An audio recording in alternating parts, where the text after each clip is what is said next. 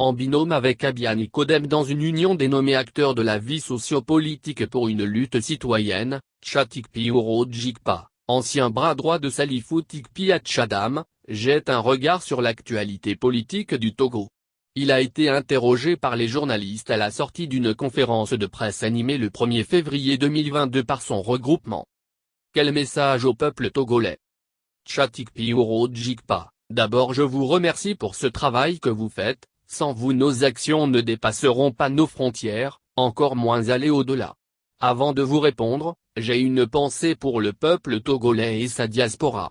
Le peuple togolais est celui qui depuis le 5 octobre 1990 jusqu'aujourd'hui a payé le prix de ce dont il s'est engagé corps et âme avec sa diaspora en appui.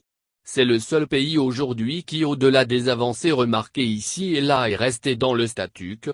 Malgré tout ce peuple-là reste debout, la diaspora est à la pointe, le peuple à l'intérieur du pays est debout de Saint-Cassé jusqu'à Anéo. Je voudrais avoir une pensée et un remerciement sans fin, un soutien sans fin et un encouragement à ce peuple-là de garder le cap parce que si durant 30 ans on n'a pas eu un résultat probant, ça ne veut pas dire que demain ou après-demain nous ne pouvons pas l'avoir. Si n'a pas marché hier, cela ne veut pas dire que demain ça ne marchera pas. Aujourd'hui, je suis envers, NDLR, allusion faite à son habit. C'est une expression de l'espoir que j'ai pour le peuple togolais et sa diaspora dans ce combat qui est aujourd'hui un combat sans fin mais chaque chose a un début et une fin. Quelle est la position des acteurs sociopolitiques par rapport à l'arrestation de certains Togolais de la diaspora? Tchatikpi Oro Djikpa, ce n'est pas facile aujourd'hui dans notre pays d'être politicien et s'engager, il n'est pas donné à tout le monde de pouvoir se soutenir comme ça sans craindre quelque chose. Notre pays, c'est un pays dans lequel tout le système, tous les orifices du système respiratoire du peuple sont bouchés. Pour cela nous avons alerté les tenants du pouvoir de la situation pensant qu'ils vont prendre acte et pouvoir faire en sorte que la situation s'améliore pour les uns et pour les autres au sein de la population, mais nous pensons que notre régime mène une danse qu'on appelle la saga qui consiste à faire un pas devant et 2 pas derrière.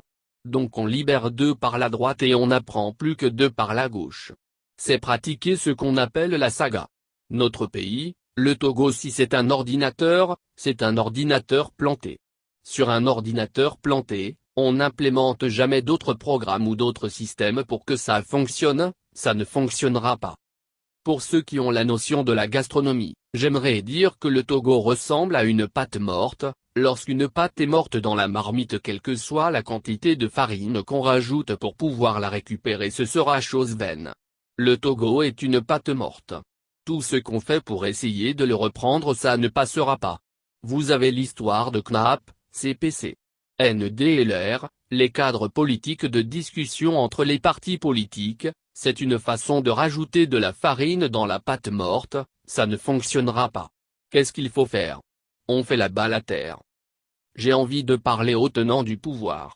Quand on appelle rapport de force, il n'est pas seulement militaire, il n'est pas seulement physique.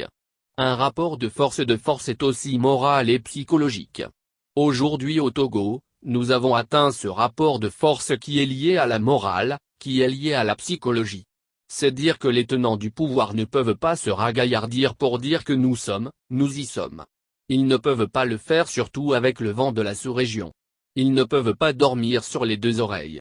Le peuple togolais aussi ne peut pas s'en enorgueillir pour dire que nous sommes un peuple libre, non. Ça s'appelle le rapport de force morale. Nous sommes arrivés à un carrefour où ni l'un ni l'autre ne gagne. Alors qu'est-ce qu'on fait? On met balle à terre et on divise la proie en 2. C'est pour cela que nous parlons des assises nationales. On n'a pas besoin d'un coup d'état militaire d'abord avant de s'asseoir au niveau d'une assise nationale et avant d'en arriver à ce qu'on appelle transition politique ou démocratique. Le Togo a toujours donné le mauvais exemple dans la sous-région, en Afrique et dans le monde.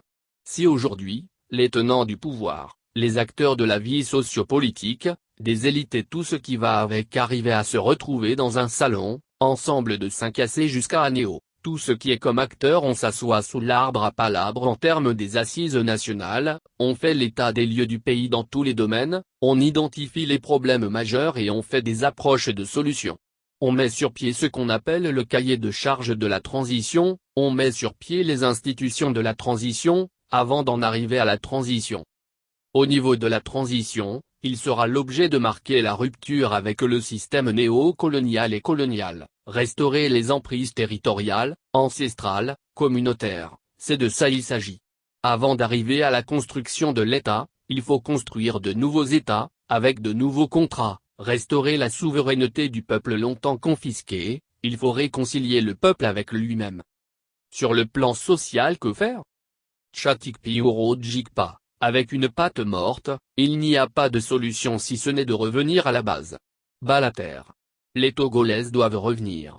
On peut remettre ce pays sur les rails sans passer par un coup d'état militaire, ça va faire l'objet d'un exemple positif que le Togo donnera au monde entier. La victoire sur vous n'est pas une victoire.